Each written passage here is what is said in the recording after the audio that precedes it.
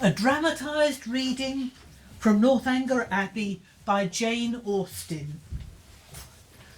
No one who had ever seen Catherine Morland in her infancy would have supposed her to have been born a heroine.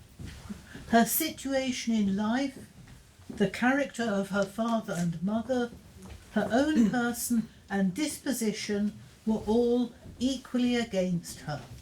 Her father was a clergyman and a very respectable man. Though his name was Richard, he was not in the least addicted to locking his daughters up. And her mother had a good temper, and what is more remarkable, a good constitution, unpromising for the parents of a heroine. As for Catherine herself, she had a thin, awkward figure, a sallow skin without any colour, dark, lank hair, and strong features. So much for her appearance. And not less unpropitious for heroism seemed her mind. She greatly preferred cricket, not merely to dolls, but to the more heroic enjoyments of childhood. Nursing a dormouse, feeding a canary bird, or watering a rose bush. As a child, she was, moreover, noisy and wild, and loved nothing so well as rolling down the green slope at the back of the house. But at 15, appearances were mending. She began to curl her hair and long for balls. Her love of dirt gave way to an inclination for finery, and she grew clean as she grew smart. And from 15 to 17, she was in training to be a heroine. And she read all such works as heroines must read to supply their memories with those quotations which are so serviceable in the vicissitudes of their eventful lives. Catherine's heart was affectionate, her disposition cheerful and open, and her mind about as ignorant and uninformed as the female mind at 17 usually is. Furthermore, she had reached this age without having seen one amiable youth who could call forth her sensibility, and without having excited any admiration but what was very moderate and very transient. For a heroine, this was strange indeed. But there was not one lord in the neighbourhood, Not one family amongst their acquaintance who had reared a boy accidentally found at their door. nor even one man whose origin was unknown. But when a young lady is to be a heroine, Something must and will happen to throw a hero in her way. surely not he. Mr. Allen owned the chief of the property about their village.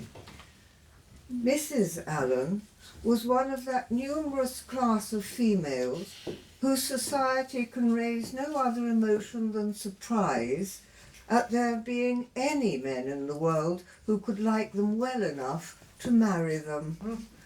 She had neither beauty, genius, accomplishment, nor manner. The air of a gentlewoman, a great deal of quiet good temper, and a trifling turn of mind were all that could account for her being the choice of a sensible, intelligent man like Mr. Allen. Well, I've been ordered to Bath for the benefit of my gouty constitution. Ah, there you are, my dear. And how should you like to go to Bath? I should like it above all things. The waters are just what you need, Mr. Allen. As for me, the shops. The shops! Oh, the shops, Mr. Allen. And the society and all the entertainment besides. But will you lack companionship in the shop and visiting the shops while I'm at the baths? Yes, perhaps I may. Should I invite Catherine Morland to go with us? That sounds like a capital scheme. When asked by the Allens if Catherine might accompany them to Bath, Mr. and Mrs. Morland were all compliance, and Catherine all happiness. In due course, the journey to Bath was performed in uneventful safety, and without robbers, tempests, or even a lucky overturn of the carriage to introduce Catherine to the hero. She was soon settled with Mr. and Mrs. Allen in comfortable lodgings in Pulteney Street. Though our heroine's entree into life could not take place for some days, till after all the necessary purchases and preparations of dress had been made. Betsy! Yes, Ma. Oh, dear. Dress was Mrs. Allen's passion. She had a most harmless delight in being fine. So Catherine had to learn to be patient. But finally they were ready to enter Bath society.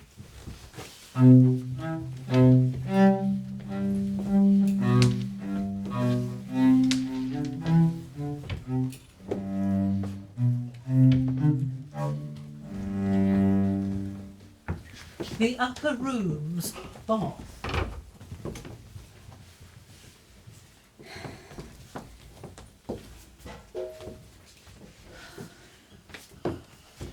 I shall leave you both to enjoy the mob by yourselves. I'm going to the card room. Come, Catherine. Take my arm and keep close to me. I wish you could dance. My dear, I wish I could get you a partner. Thank you, Mrs. Allen. Good. It would be so agreeable if I could find you someone to dance with. Yes, Mrs. Allen. I should like to dance. I think we should sit down. Oh, for one gets so tumbled in such a crowd. Oh. I must congratulate myself on having preserved my gown from injury. It would have been shocking to have it torn. Yes. It is such a delicate muslin. For my part, I cannot see anything I like quite so much in the whole room. How uncomfortable it is not to have a single acquaintance here. Yes, my dear, it is very uncomfortable indeed. What shall we do? Do? I do wish we had a large acquaintance here in Bath. I wish we had any. Very true, my dear. If we knew anybody, we would join them directly. How is my head, dear? Somebody gave me a push that has disturbed it. Is it? I am afraid. No, indeed, it looks very nice. But, my dear Mrs. Allen, are you sure there is nobody you know in all this multitude of people? I think you must know somebody. I don't, upon my word. I wish I had a large acquaintance here, or with all my heart. Then I should get you a partner. I should be glad to have you dance. There goes a strange-looking woman. What an old-fashioned gown she has on. Just look at the back. Well, Miss Morland, I hope you've been having an agreeable ball. Very agreeable indeed. I wish we could have got her a dancing partner. We shall do better another evening, I hope. The following evening, however, when Mr. and Mrs. Allen took Catherine to the theatre, they once again looked for acquaintance in vain. The next night they attended a concert performed by the celebrated soprano Signora Maroni. Ladies and gentlemen, Silent Worship by Georg Friedrich Handel.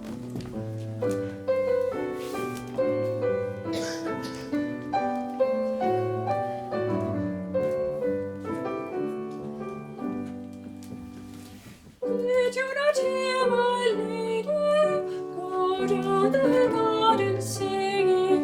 Blackbird and thrush were silent to hear the alleys ringing.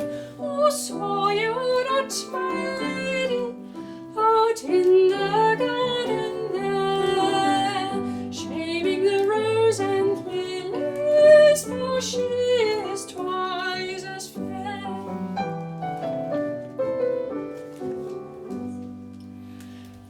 Knowing nothing to harm, though she must really look at me, and though I could never woo her, I love her till I die. Surely you heard my lady go down the garden singing, silencing all the songbirds and making the alleys ringing. Oh, surely you see my lady out in the garden there, rivaling the glittering sunshine with her glory of golden hair.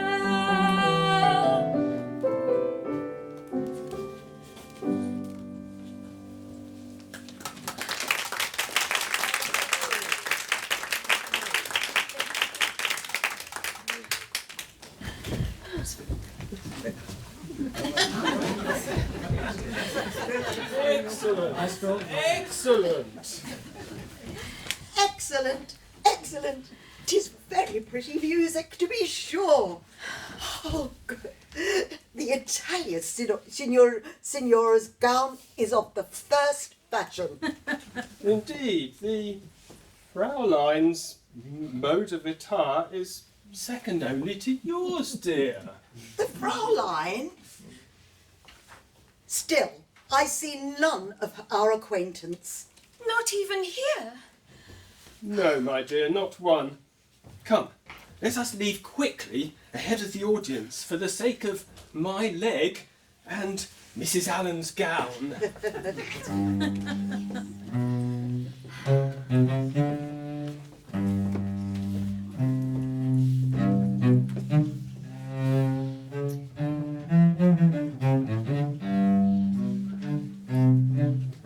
At the next ball, fortune was more favourable to our heroine.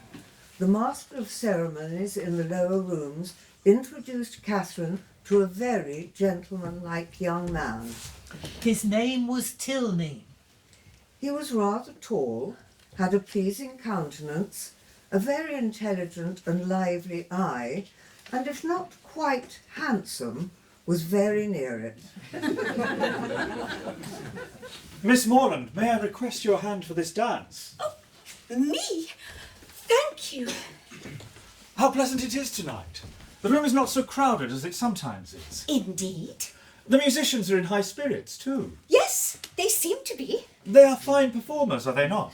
I think so. What assembly can boast of finer? But I can be no And judge. pray, why not? I have attended so few. Ah, I see. Come, let us join the set. And so it was that Catherine found herself no longer a spectator, but the envy of all the girls who remained seated. And with a partner such as Mr. Tilney, Catherine felt herself in high luck. I have hitherto been very remiss, madam, in the proper attentions of a partner. Have you? Yes, I have not yet asked you how long you have been in Bath, whether you were ever here before, whether you have been at the upper room, the theatre and the concert, and how you like the place altogether. I have been very negligent. But are you now at leisure to satisfy me in these particulars? If you wish it. And if you are, I will begin directly. You need not give yourself the trouble, sir. No trouble, I assure you, madam. Have you been long in Bath, madam? About a week, sir. Indeed. Why should you be surprised, sir? Why, indeed. But some emotion must appear to be raised by your reply, and surprise is more easily assumed and not less reasonable than any other. Now, let us go on. Were you never here before, madam? Never, sir. Have you yet honoured the upper rooms? Yes, sir. I was there last Monday. Have you been to the theatre? Yes, sir. I was at the play on Tuesday. To the concert? Yes, sir. On Wednesday. And are you altogether pleased with Bath? Yes, I like it very well. Now, I must give one smirk, and we may be rational again. I see what you think of me. I shall make but a poor figure in your journal tomorrow. My journal? Yes, I know exactly what you will say. Friday. Went to the lower rooms, wore my sprigged muslin robe with blue trimmings, plain black shoes, appeared to much advantage, but was strangely harassed by a queer half-witted man who would make me dance with him and distressed me by his nonsense. Indeed, I shall say no such thing. Shall I tell you what you ought to say? If you please. I danced with a very agreeable young man, had a great deal of conversation with him, seems a most extraordinary genius. Hope I may know more of him.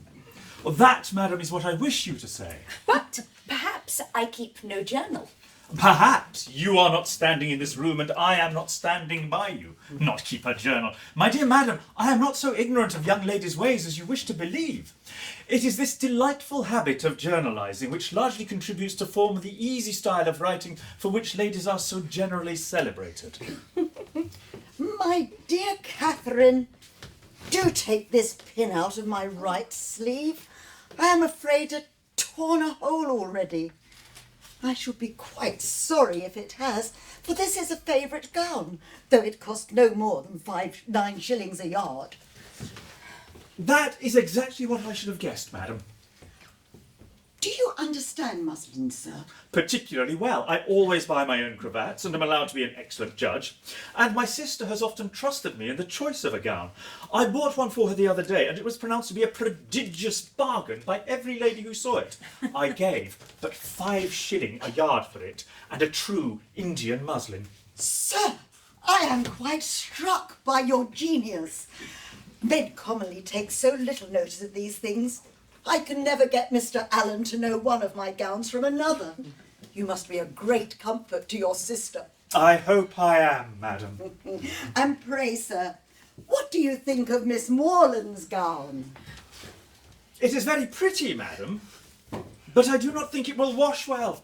I am afraid it will fray. How can you be so... I am quite of your opinion, sir.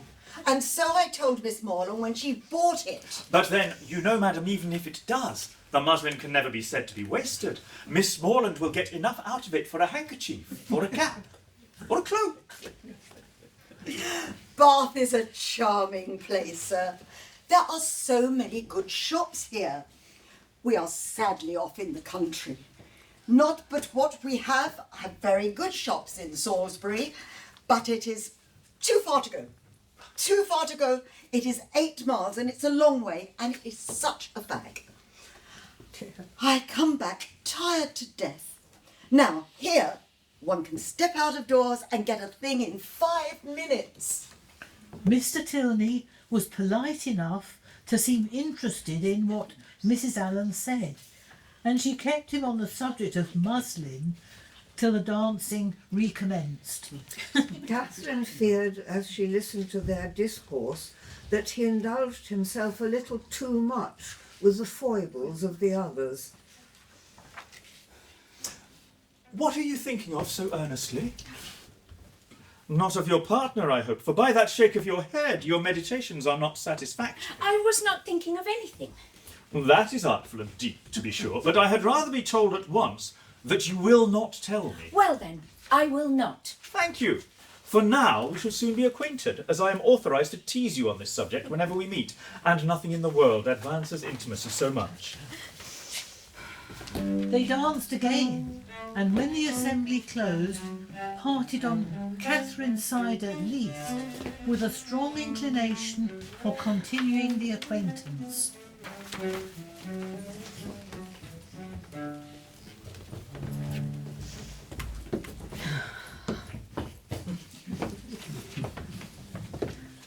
Ah, there you are, my dear Mrs. Allen.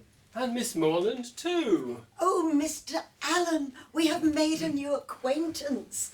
Catherine has been dancing with a Mr. Tilney, who knows a vast deal about muslin. Indeed, my dear. I saw and have taken pains to find out who he is. Mr. Tilney is not objectionable as a common acquaintance for Catherine, as he's a clergyman and of a very respectable family in Gloucestershire. That night, whether Catherine thought of Mr. Tilney so much as to dream of him cannot be ascertained. But I hope it was no more than a slight slumber, for it must be very improper that a young lady should dream of a gentleman before the gentleman is first known to have dreamed of her.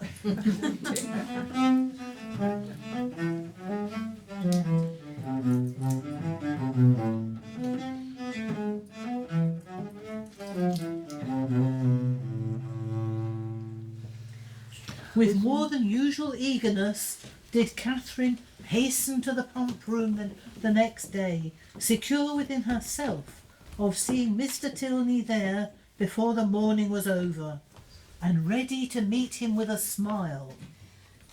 But no smile was demanded. Mr. Tilney did not appear.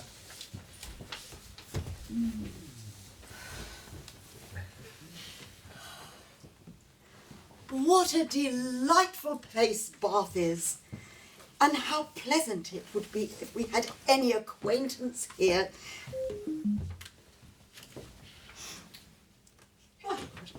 Yes. Yeah, I think, madam, I cannot be mistaken. It's a long time since I've had the pleasure of seeing you, but is not your name Allen? Yes, indeed it is. I am Mrs. Thorpe. Oh, Mrs. Thorpe, why, of course, my old schoolfellow. How delightful to meet you. Oh, indeed, it must be 15 years since we last met. But, Mrs. Allen, you look hardly a day older. Oh, I am so gratified. Do you really think so? I must say, you are in good looks yourself, Mrs. Thorpe. How little did I imagine I should meet you here. To be sure. And what a pleasure it is to see such an old friend after such a long time. They proceeded to make inquiries and give intelligence, talking both together, far more ready to give than to receive information, and each hearing very little what the other said. Catherine, meanwhile, was entirely forgotten. Mrs. Thorpe had one great advantage as a talker over Mrs. Allen in having a family of children. When she expatiated on the talents of her sons and the beauty of her daughters, Mrs. Allen had no similar information to give, and was forced to sit and appear to listen to all these maternal effusions, consoling herself, however, with the discovery which her keen eyes soon made, that the lace on Mrs. Thorpe's gown was not half so handsome as that on her own. Mrs. Thorpe was a widow, and not a very rich one. She was a good-humoured, well-meaning woman, and a very indulgent mother. Here comes my Isabella. My dear Mrs. Allen, I long to introduce her. She will be so delighted to see you. Isabella, is my eldest. Is she not a fine young woman? Oh, my others are very much admired too, but I believe Isabella is the handsomest. Yes, certainly. Oh, Catherine, please forgive me. I quite... Mrs. Allen, now may I present my daughter to you? Isabella, this is Mrs. Allen. Delighted to meet you, Miss Thorpe. How do you do, Mrs. Allen? Allow me in turn to present Miss Morland. Miss Morland? I'm so pleased to make your acquaintance, Miss Morland. What a charming surprise. Miss Thorpe, I am happy to meet you. How excessively like her brother Miss Morland is. What a fine thing for my daughter. I know. The very picture of him too. Very picture of him. I should have known you anywhere from my brother's sister. My brother? My brother James? Your brother's sister. I'm so excited. Yes, Mr. James Morland, how like you are, Miss Morland. I think, madam, I cannot be mistaken. I'm sorry. Such a pleasing young man, an intimate friend of my eldest son, John. They are at the same college at Oxford. Oh. He came to stay in the Christmas vacation. Oh, yes. I remember he told me about his visit. Miss Morland, I consider you as my friend already through the friendship of our brothers. Oh, yes, to be sure. Well then, come, will you take a turn with me about the room? Their conversation turned upon dress, balls and flirtations, the discussion of which had much to do in perfecting a sudden intimacy between them. Miss Thorpe, however, being 4 years older than Miss Morland, and at least 4 years better informed, had a very decided advantage in discussing such points. The progress of their friendship was quick over the next week. They soon called each other by their Christian name, met daily, and were always arm in arm when they walked. And if it rained, they were still resolute in meeting in defiance of wet and dirt, and shut themselves up to read novels together. Naturally, Catherine was delighted with this extension of her Bath acquaintance, and almost forgot Mr. Tilney. Friendship is certainly the finest balm for the pangs of disappointed love.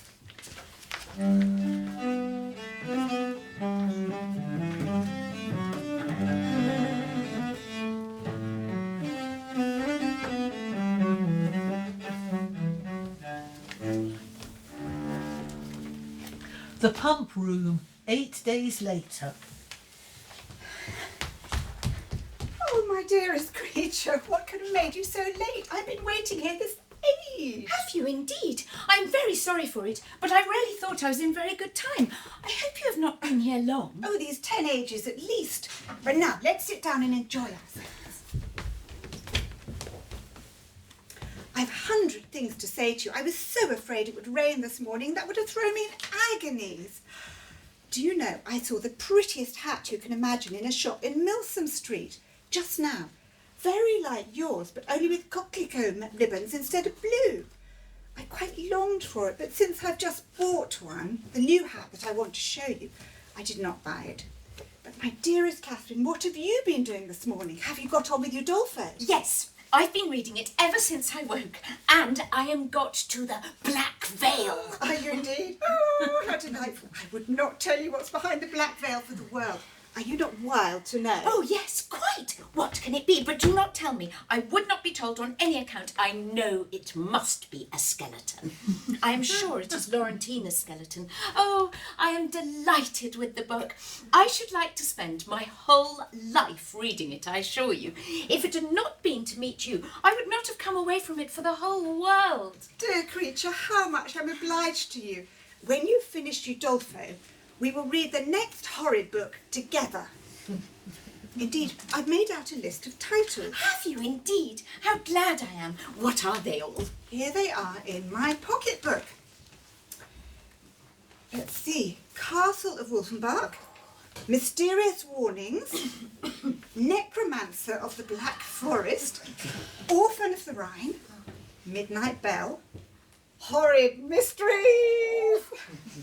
These will keep us some time. Yes, pretty well, but are they all horrid? Are you sure they're all horrid? Quite sure, for a particular friend of mine, a Miss Andrews, has read every one of them. I wish you knew Miss Andrews. I think her as beautiful as an angel. I'm so vexed with the men for not admiring her. I scold them all amazingly about it. Scold them? Do you scold them for not admiring her? Yes, that I do. The men think us incapable of real friendship, you know, and I'm determined to show them the difference. Now, if I were to hear anybody speak slightingly of you, I would fire up in a moment. But that's not at all likely. You know, you're just the kind of girl to be a great favourite with the men. Oh dear, how can you say so? I know you very well. You have so much animation, which is exactly what Miss Andrews wants. For I must tell you, there's something amazingly insipid about her. Oh, I must tell you, after we parted yesterday, I saw a young man looking at you so earnestly. I'm sure he's in love with you. No, you cannot say so. It's very true, upon my honour. But I see how it is. You are indifferent to everybody's admiration, except that of one gentleman who shall be nameless. I cannot blame you. Where the heart is really attached, everything is so uninteresting, it does not relate to the beloved object. But you should not persuade me that I think so very much about Mr. Tilney, for perhaps I may never see him again. Not see him again, my dearest creature. I'm sure you'd be miserable if you thought so. No, indeed, I should not. I do not pretend to say that I was not very much pleased with him. But while I have Udolpho to read, I feel as if nobody could make me miserable. Oh, the dreadful black veil. My dear Isabella, I am sure there must be Laurentina's skeleton behind it. Ah. But, my dearest Catherine, have you settled what to wear on your head tonight? I'm determined to be dressed exactly like you. The men take notice of that sometimes, you know. But it does not signify if they do. Signify? Oh, heavens.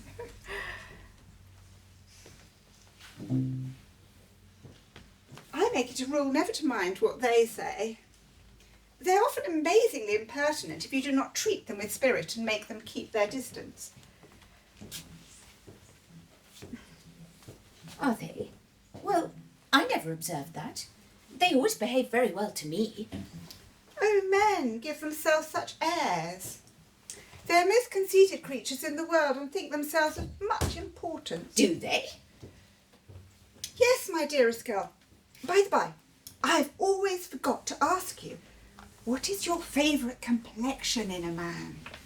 Do you like them dark or fair? I hardly know. I've never much thought about it. Something between both, I think. Brown, not fair, and not very dark. Very well, Catherine, that is exactly he. I have not forgot your description of Mr. Tilney. Well, my taste is different. I prefer dark eyes. As to complexion, you know, I like a sallow better than any other. You must not betray me if you should ever meet with one of your acquaintance answering that description. Betray you? What do you mean? Do not distress me. I believe I've said too much already. Let us drop the subject. For heaven's sake, let us move from this end of the room. Do you know, there are two odious young men who've been staring at me this half hour. Where? Let us go and look at the arrivals book. They will hardly follow us there. Now, Catherine, while I examine the names in the book, you must watch the two young men and tell me what they're doing. Very well. But why are they so alarming? They're not coming this way, are they? I hope they're not so impertinent as to follow us. I'm watching them. Pray, let me know if they're coming. I'm determined I will not look up. Oh, Isabella, you need no longer be uneasy. The two young men have just left the pump room. And which way have they gone? One of them was a very good-looking young man. They went towards the churchyard. Well, I'm amazingly glad to have got rid of them. And now, what do you say to going to Edgar's Buildings with me and looking at my new hat? You said you'd like to see it. Certainly, only perhaps we may overtake the two young men. Oh, never mind that. If we make haste, we shall pass by them presently, and I'm dying to show you my new hat. But if we only wait a few minutes, there will be no danger of our seeing them at all. I have no notion of treating young men with such respect. This is the way to spoil them. Come along. Catherine had nothing to oppose such reasoning, and therefore they set off immediately as fast as they could walk. In pursuit of the two young men.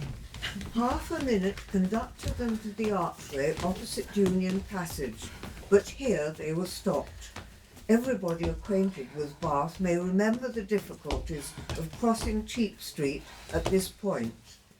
At the very moment, and within view of the two gentlemen who were proceeding through the crowds, they were prevented from crossing by the approach of a gig.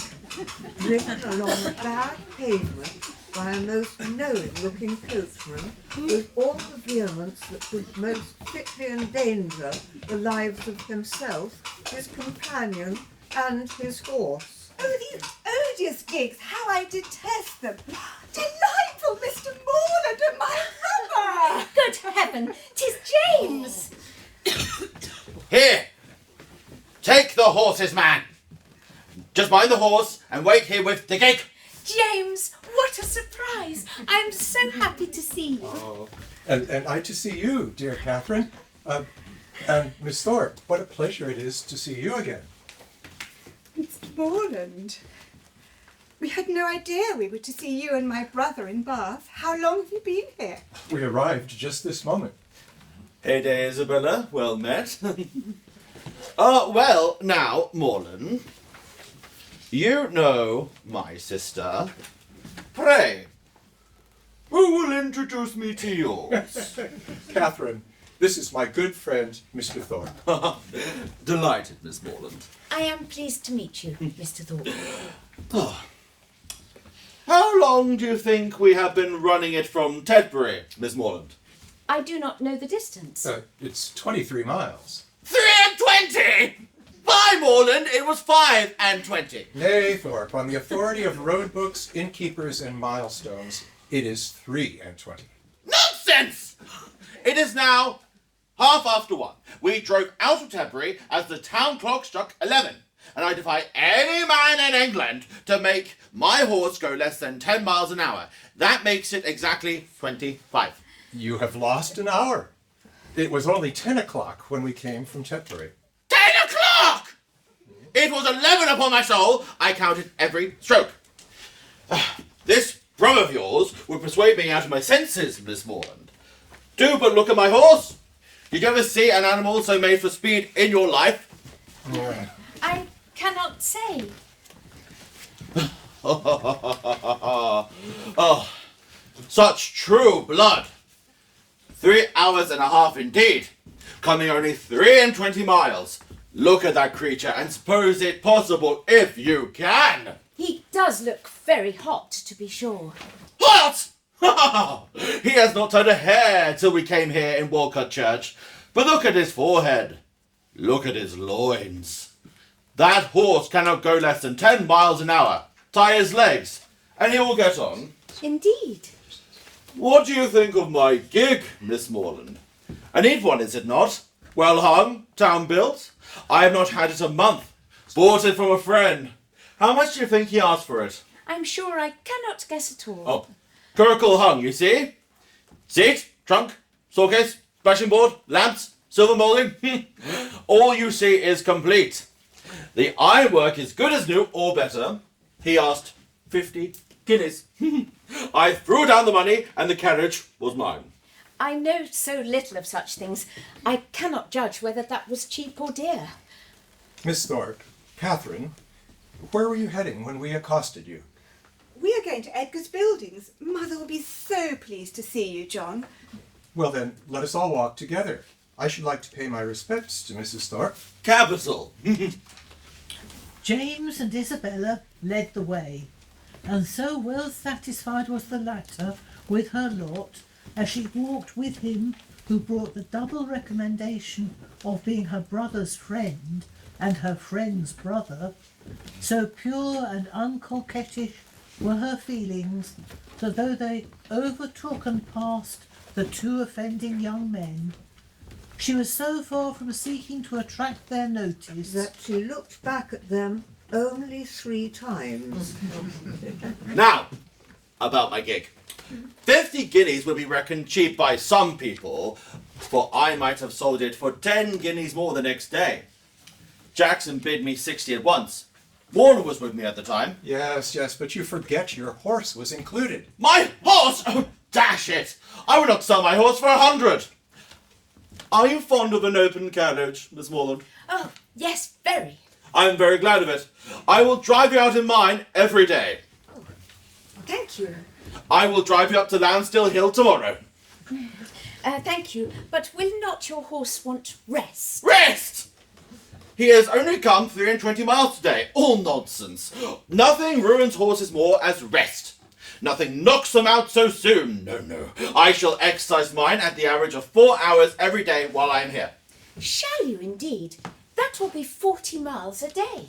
40? Aye, 50 for what I care. Well, I will drive you up Lansdowne tomorrow. How delightful that will be. My dearest Catherine, I quite envy you. But I'm afraid, brother, you will not have room for a third. A third? Indeed! No. I do not come to Bath to drive my sisters about. That would be a good joke, Faith. Morland must take care of you. Oh, look at that woman in puce with a face like a wizened apricot. Her eyes have all but disappeared, have they not?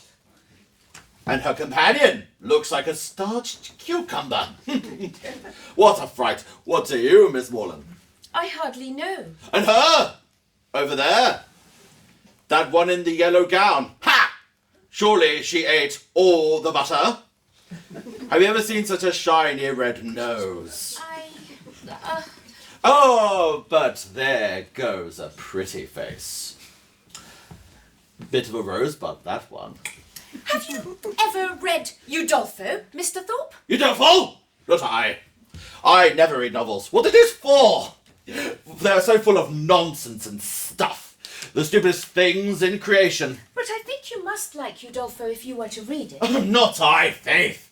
No, if I read any, it shall be Mrs. Radcliffe's. Her novels are amusing. They are worth reading. Udolpho was written by Mrs. Radcliffe. No. Sure. Was it? I so it was! I was thinking of some other stupid book.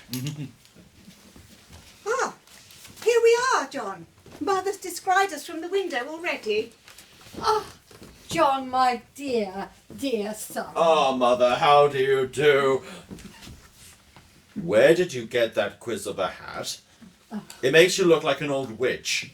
My dear John, what joy. I did not know you were come to Bath. Yes, and here is Morland too. I am delighted to see you again, Mrs. Thorpe. How do you do? Mr. Morland, what a pleasure to see you. Is it not, Isabella? To be sure. We are come to stay for a few days with you, so you must look out for a couple of good beds somewhere near. Catherine, look.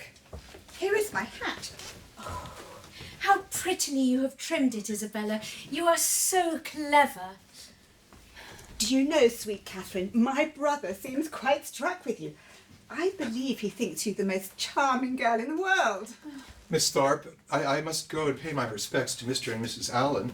I will accompany Catherine back, but before I go, may I hope for the pleasure of your hand for the first dance at tonight's assembly? Certainly, Mr. Morland, with the greatest pleasure. Miss Morland, what say you two? Will you stand up with me as my partner for the cheek? For the dance? Yes, Let us jig it together. Oh, thank you, Mr. Thorpe. But please excuse me. I must return now to Mrs. Allen. Goodbye, Mrs. Thorpe. Isabella. Wait, Catherine. Now, what is it like to have two suitors? Two suitors? Mr. Tilney and my brother. Your brother? But I... Good night till tonight. Come, Catherine.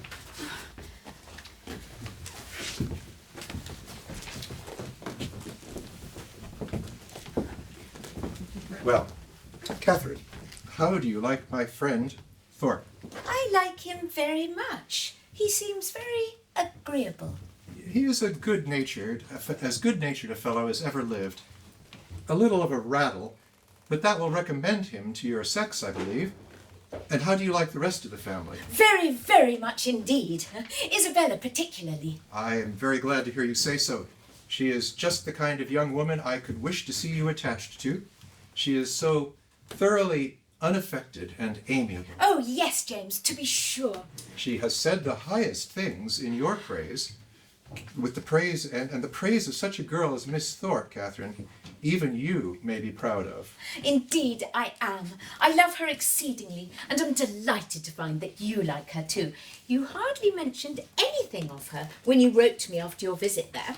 Well, because I thought I should soon see you myself. I hope you will be a great deal together while you are in Bath. She has such a superior understanding. How much she must be admired in such a place as this, is she not? Yes, very much indeed, I fancy. Mr. Allen thinks her the prettiest girl in Bath. Ah, I dare say he does. I need not ask you whether you are happy here, my dear Catherine, with such a companion and friend as Isabella Thorpe. It would be impossible for you to be otherwise. And Mr. and Mrs. Allen, I am sure, are very kind to you. Yes, very kind. I never was so happy before, and now that you are come, it will be more delightful than ever. How good it is for you to come so far on purpose to see me! Well, indeed, Catherine, I love you dearly. They found Mr. and Mrs. Allen at home. Having greeted them, Mr. Morland soon left Catherine to the luxury of a raised, restless and frightened imagination over the pages of Udolpho, and thus she spent most of the rest of the day until she had to dress for the assembly in the upper rooms. Engaged already to dance with Mr. Thorpe, little did she know she would find herself once more in the presence of the much-looked-for Mr. Tilney. There, too, she would meet his sister Eleanor and his father, the formidable General Tilney of Northanger Abbey.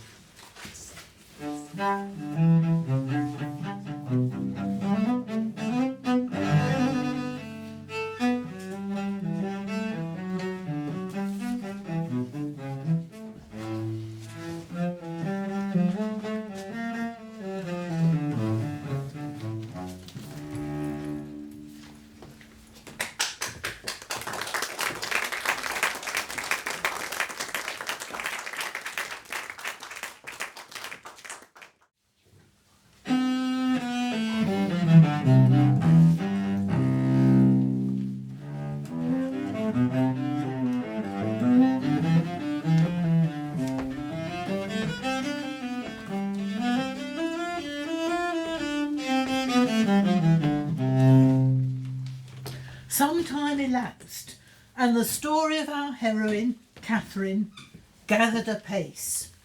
James Morland became engaged to Isabella Thorpe.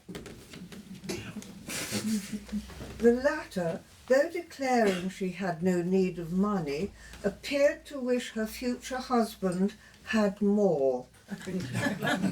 To Catherine's delight, Henry Tilney's kind and refined sister Eleanor sought her friendship. Though their father, the forbidding General Tilney, filled her with awe.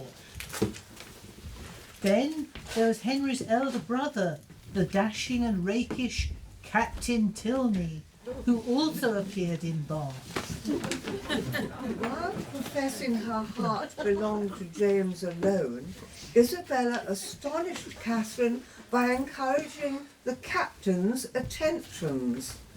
John Thorpe, meanwhile, told Catherine how he thought James and Isabella's marrying scheme was a famous good thing, reminding Catherine of the words of a song, "Going to one wedding brings on another."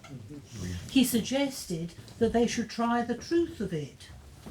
Catherine, as naive as ever, had no idea he was hinting at his own intention to marry her. John Thorpe also met and conversed with General Tilney. Their subject was Miss Morland. Thorpe, with his usual disregard for the absolute truth, declared Mr. Allen to be prodigiously wealthy, and Catherine to be his goddaughter and as such a great heiress. Catherine's surprise was almost equal to her thrill when she was invited by the General to be his daughter Eleanor's particular guest at Northanger Abbey. Make haste! Make haste! It's 10 o'clock already! No, not that one! Well, Miss Morland, delighted to have you join us. Thank you, General Tilney. Miss Morland. Oh, Eleanor. Catherine, no one is more delighted than I that you are to come with us. Make haste, Eleanor! There's no time for prattle! 'Tis time to leave! The day is fine, Miss Morland. I propose you should ride with my son in his curricle, so you may see as much of the country as possible on our journey to Northanger Abbey. Thank you, sir. I will ride ahead with Eleanor in the carriage. Enjoy the drive, Miss Morland.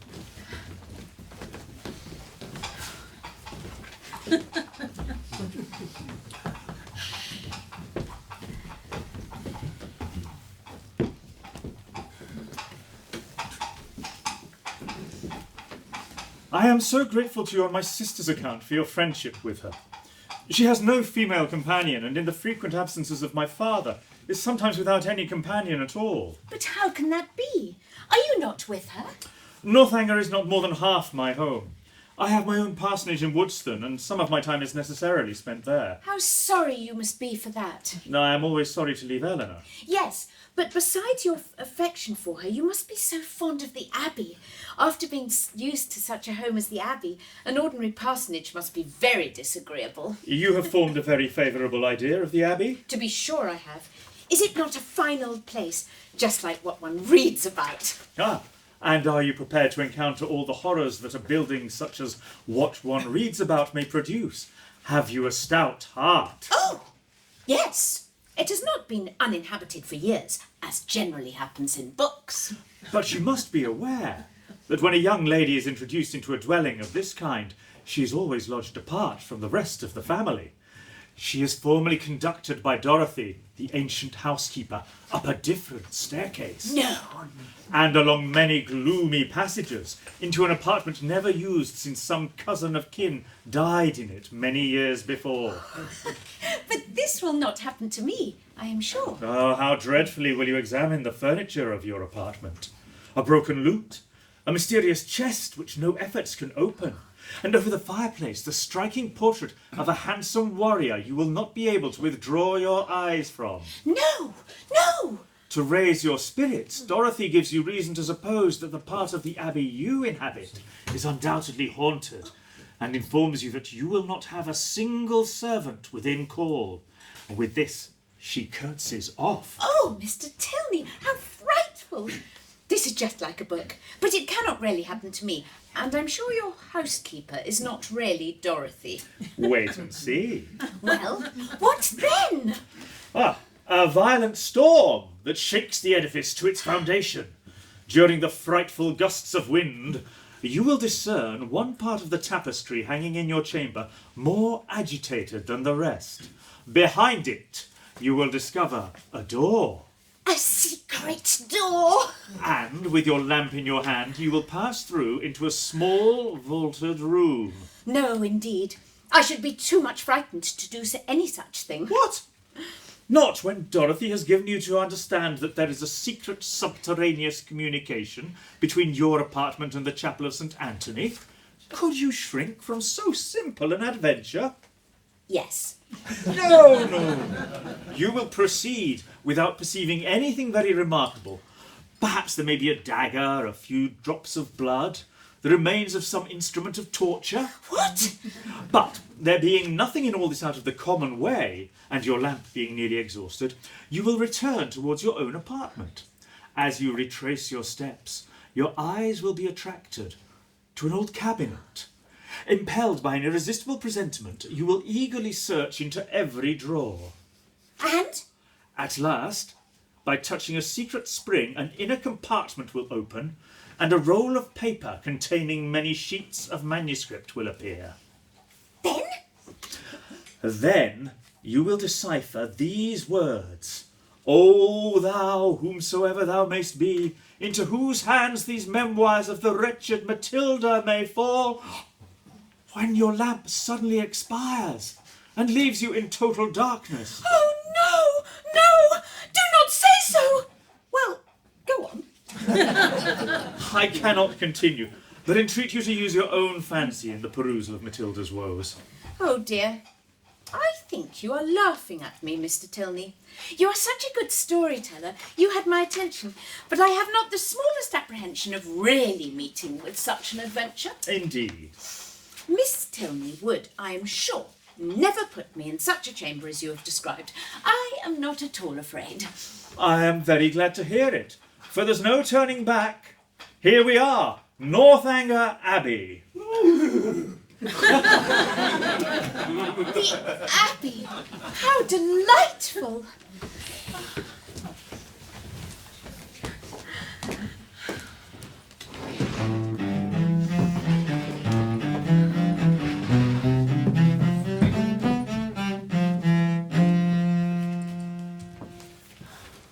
Welcome to Northanger, Miss Morland. Northanger Abbey. Yes, it was delightful to be really in an abbey. But Catherine doubted, as she looked around the room, whether anything within her observation would have given her the consciousness of being in such a venerable edifice. The furniture was all in the profusion and elegance of modern taste. As for the windows, to be sure, the pointed Gothic arch was preserved, but every pane was so large, so clear, so light.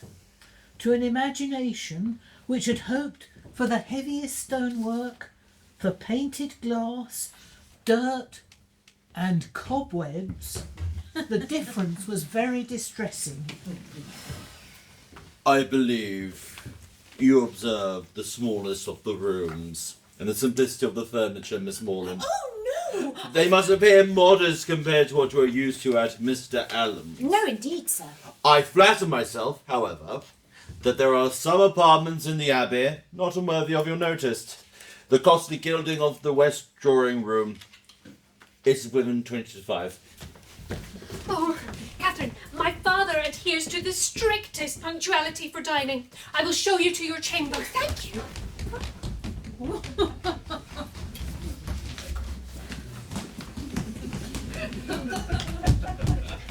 Here is your chamber, Catherine.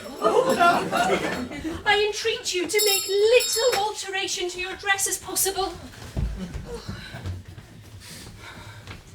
A moment's glance was enough to satisfy Catherine that her apartment was very unlike the one which Henry had endeavoured to alarm her with by its description. It contained no tapestry, the walls were papered, the floor carpeted. The furniture was handsome and comfortable, and the air of the room altogether far from uncheerful. Catherine's heart instantaneously at ease at this point, she resolved to lose no time in particular examination of anything, as she greatly dreaded disobliging the General by any delay. When her eye suddenly fell on a curious old chest, standing back in a recess. This is strange indeed. What can it hold? Pushed back, too, as if meant to be out of sight. I will look into it, cost me what it may. I will, and directly too, by daylight. If I wait till evening, my candle may go out. Oh, it's locked. Oh, this might be the key.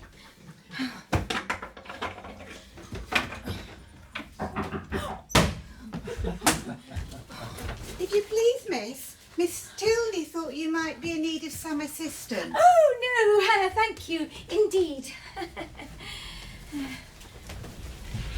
Are you ready, Catherine? It is a curious old chest, is it not?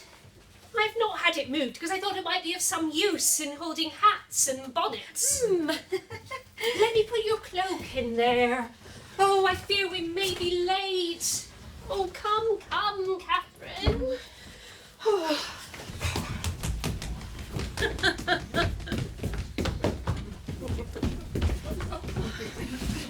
Sound the gong! Oh. Get it to be on the table directly. Eleanor, how foolish of you to hurry your fair friend. Can you not see she is absolutely out of breath from haste when there was not the least occasion for hurry in the world? Miss Morland, allow me to escort you to the dining room. What a spacious room. I do look upon a tolerably large eating room as one of the necessities of life. However, you must be used to much better sized apartments at Mr. Allen's. No, indeed. I have never seen so large a room as this in my life. Tomorrow, you shall have a tour of the Abbey. I should like that very much. Now, let us sit to dine.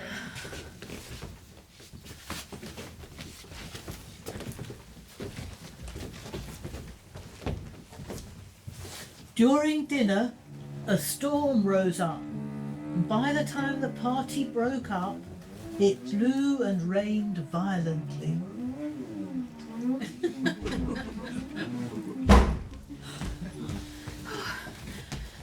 Are you all right? I heard a door slam. It's only the wind. Oh, Eleanor, listening to the tempest raging round this ancient building makes me feel I really am in an abbey. Now we've reached your bedroom. Sleep well, dear Catherine. Good night, Eleanor.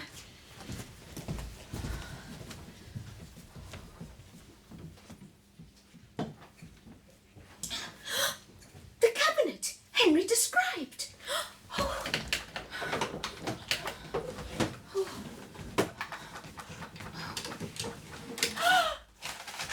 A manuscript! Like the wretched Matilda. Oh, my candle! Oh, horror! The flame had gone out. Dropping the manuscript in fright, Catherine sought refuge in her bed, where she hid under the bedclothes. The storm still raged, and various were the noises, more terrific even than the wind, which struck at intervals on her startled ear. Hour after hour passed away, and the wearied Catherine had heard 3 proclaimed by all the clocks in the house before she unknowingly fell fast asleep. Good morning, Miss Morland. It's 8 o'clock. Oh. Thank you. I'll take that.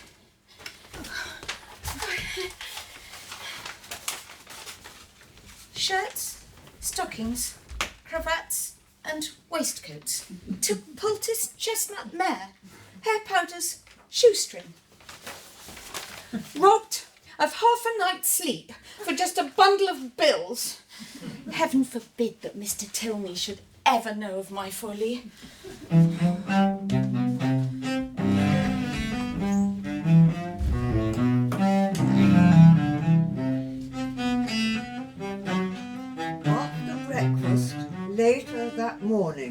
Now, I promised you a tour of the house, Miss Morland. Oh, yes. Thank you, sir. Dorothy! Bring these young ladies their walking attire. Graves, my hat and cane.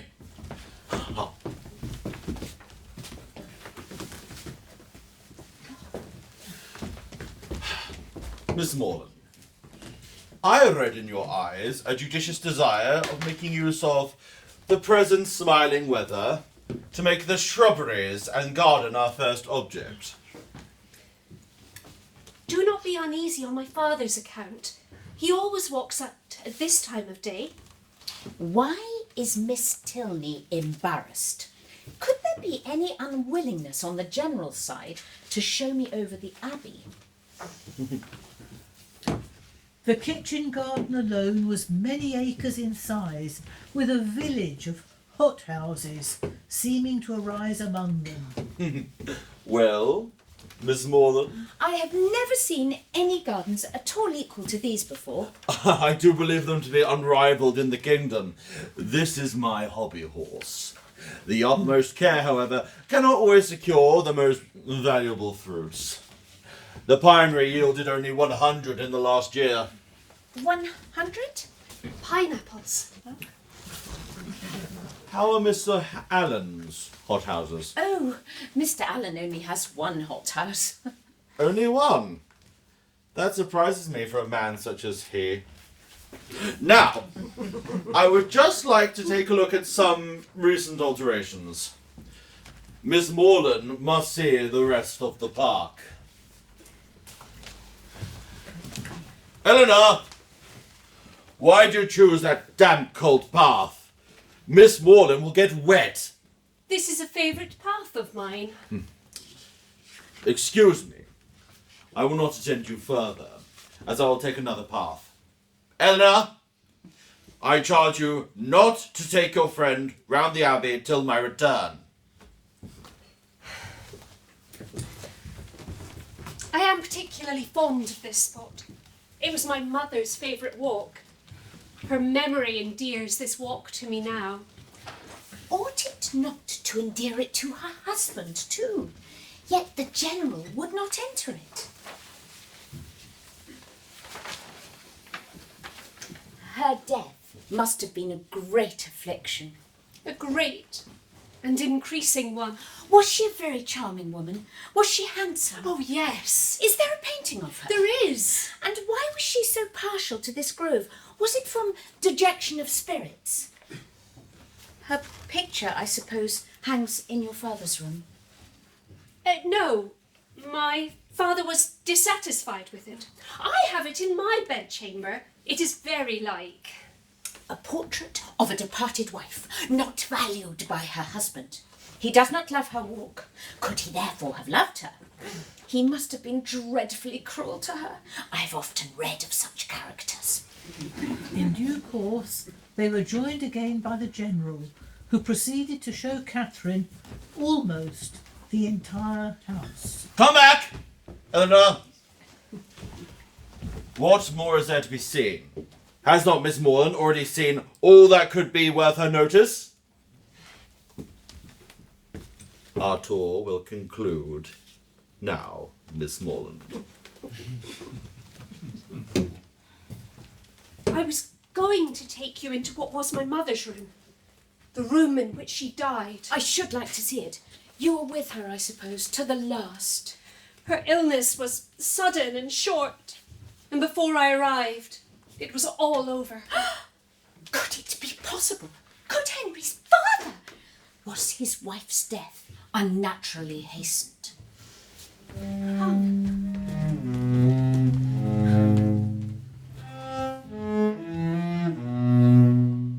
The next day, the general was taking his morning walk. Catherine, come. Now I can show you my mother's room. This way. Eleanor!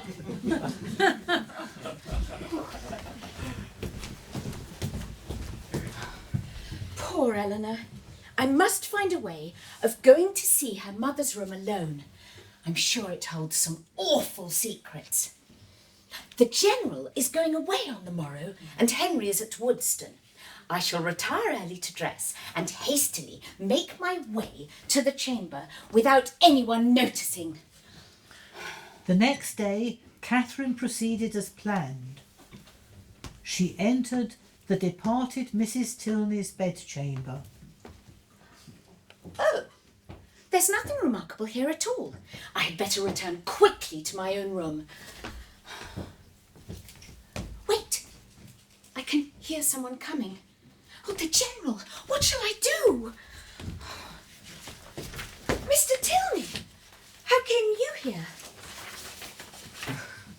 How came I here? It is the nearest way from the stable yard to my chamber. And may I not in turn ask how you came here? I have been to see your mother's room. My mother's room? Does Eleanor leave you to find your way into all the rooms in the house by yourself? Oh, no. We were coming here to these rooms, but only your father was with us. Eleanor, I suppose, has talked of my mother a great deal. Yes, a great deal. That is, no, not much. But what she did say was very interesting. Her dying so suddenly, and you, none of you being at home, and your father, I thought, perhaps had not been very fond of her. And from these circumstances you infer perhaps the probability of some negligence, or it may be of something still less pardonable. My mother's illness and death were sudden, but she was attended by 3 physicians, and my brother and I were both at home. But your father, was he afflicted?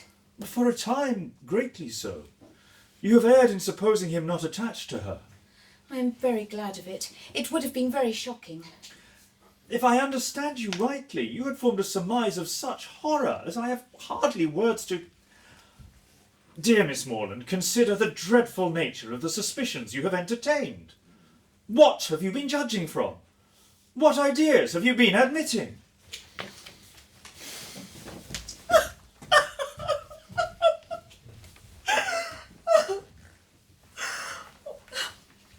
What a fool I have been. Now Henry will despise me forever. It seemed that all the mischief might be traced to the influence of the sort of reading in which Catherine had indulged in Bath.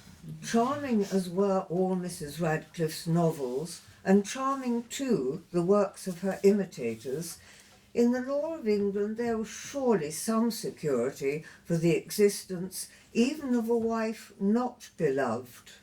Murder was not tolerated, and poison not to be procured like rhubarb from every druggist.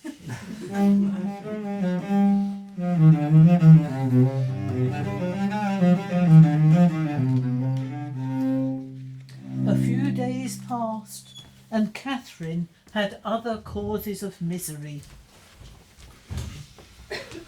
A letter from her brother James, with the news that he was no longer engaged to Isabella Thorpe. He had finally seen through her artifice.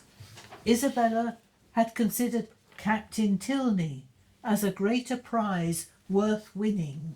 As for Captain Tilney, he had merely been enjoying an easy conquest with no serious intentions towards Miss Thorpe whatsoever. The scales had fallen from Catherine's eyes.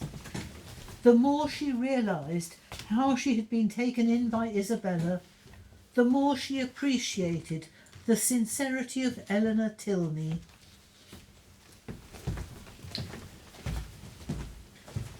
One evening, when the General was away from home and Henry was at his parsonage in Woodston, Catherine and Eleanor had been sitting in the supper room till 11 o'clock, rather a late hour at the Abbey.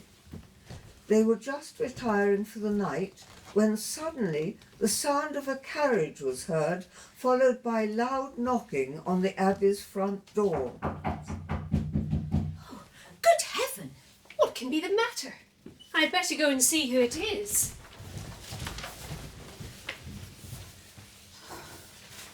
Eleanor has been such a long time. My dear Catherine, cannot bear it. I come to you on such an errand. Errand? To me? Oh, how shall I tell you? How can I tell you? Is it Henry? No, no indeed. It is my father himself. Oh, I am a most unwilling messenger. My dear Catherine, we are to part. Explanation and apology are equally impossible. I cannot attempt either.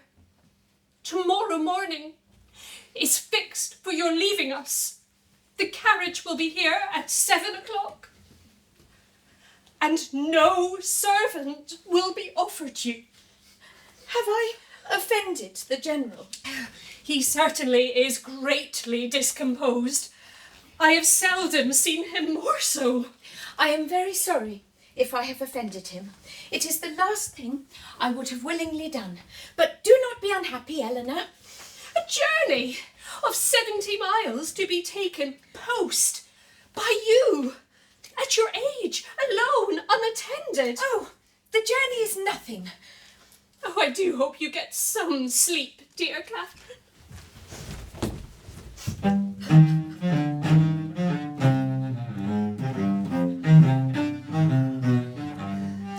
The next morning, Catherine rose early and was ready for the carriage. Oh, my dear, dear Catherine. Here, take some money for the journey. You must write to me, Catherine.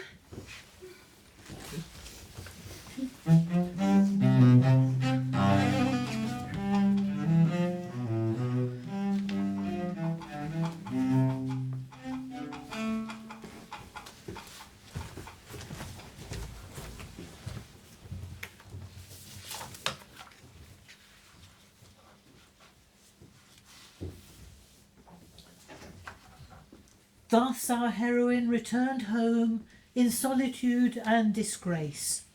A heroine in a hack post-chaise is such a blow upon sentiment as no attempt at grandeur or pathos can withstand. So we shall not dwell upon it further. Catherine was greeted by her family with much affection and many inquiries.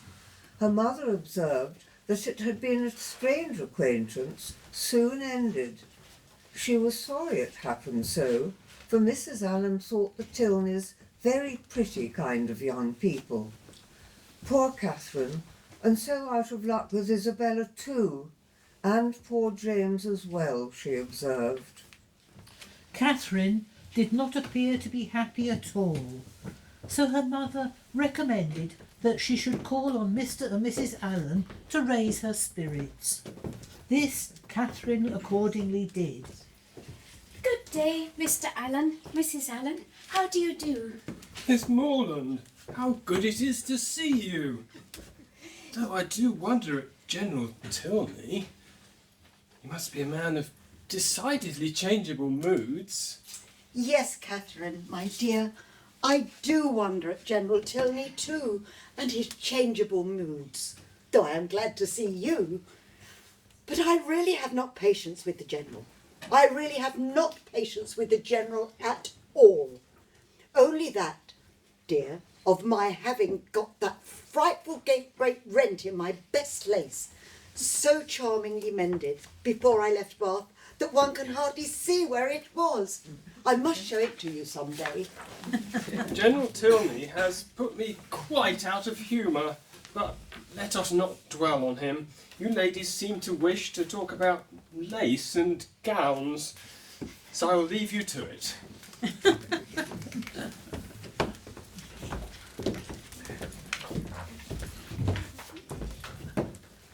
I really have not patience with the General.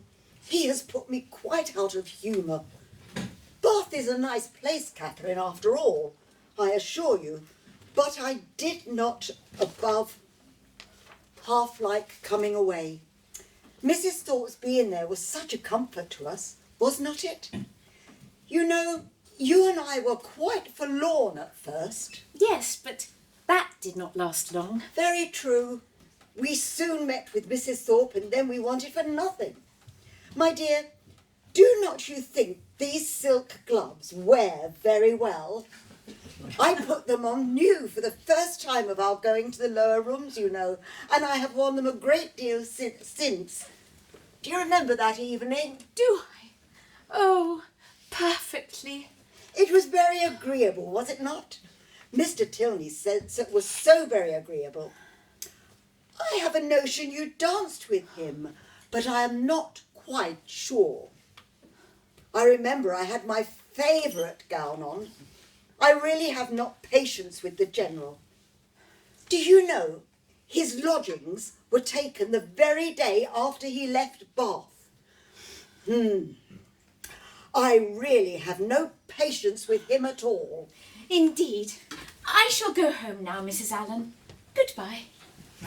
Goodbye, my dear. Do not mind the General.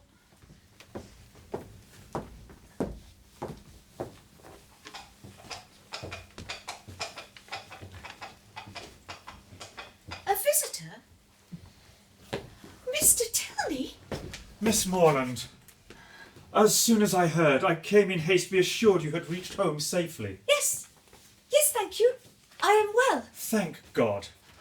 Miss Morland, I have little right to expect a welcome after the indignity my father subjected you to, but you do not know how anxious I was. Dear Miss Morland, Catherine, I am come here to offer you my hand and my heart, if you will have me. Oh, yes, I will. Wait, my dearest Catherine, now I know I am secure of your love, but there is something I must tell you. Pray, what is it? I do not have my father's permission. You do not? No. On my return to Northanger, my father ordered me to think of you no more. He has nothing to accuse you of except being less rich than he supposed you to be. He thought I was rich. It was John Thorpe. He, who hoped to marry you himself, told my father that you were heiress to Mr. Allen's estate. An heiress? And it was Thorpe again, whom he chanced to meet a few days ago, who then undeceived him. Your father courted my society as he thought I was a great heiress. Then he cast you out. His behaviour to you was unpardonable. And I, in turn, suspected him of being A murderer? Yes. Indeed, my own Catherine, you scarcely sinned against his character or magnified his cruelty. When I declared my intention of marrying you, he was furious, and we parted in dreadful disagreement. On my account? Not only on yours, also on my own. I am bound to you in honour and affection.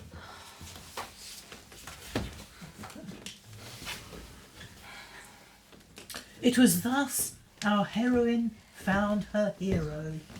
Though he truly loved her, it must be confessed that his affection originated in nothing better than gratitude. In other words, that a persuasion of Catherine's partiality for him had been the only cause of giving her a serious thought. It is a new circumstance in romance, and dreadfully derogatory of a heroine's dignity. But if it be as new in common life, the credit of wild imagination will at least be all this author's own. Mr. and Mrs. Morland's surprise on being applied to by Mr. Tilney for consent to his marrying their daughter was considerable. They had not a single objection, but their principles were steady, and while the General so expressly forbade the marriage, they could not allow themselves to encourage it. So Henry returned to Woodston, and Catherine remained at Fullerton to cry. Whether the torments of absence were softened by a clandestine correspondence, let us not inquire. Happily, even a temper like the General's could be worked upon. The circumstance which chiefly availed was the marriage of his daughter Eleanor with a man of fortune and consequence. Never had he loved her so well as when he first hailed her Your ladyship. An accession of dignity that threw him into a fit of good humour, from which he did not recover till after Eleanor had obtained his forgiveness of her brother. Henry can be a fool if he likes it.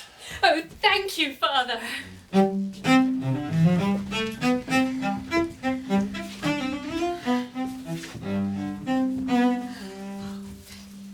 Thus, Henry and Catherine were married, the bells rang, and everybody smiled. To begin perfect happiness at the respective ages of 26 and 18 is to do pretty well. The general's unjust interference, so far from being really injurious to the felicity of our hero and heroine, was perhaps rather conducive to it by adding strength to their attachment. I leave it to be settled whether the tendency of this tale be altogether to recommend parental tyranny or reward filial disobedience. The end.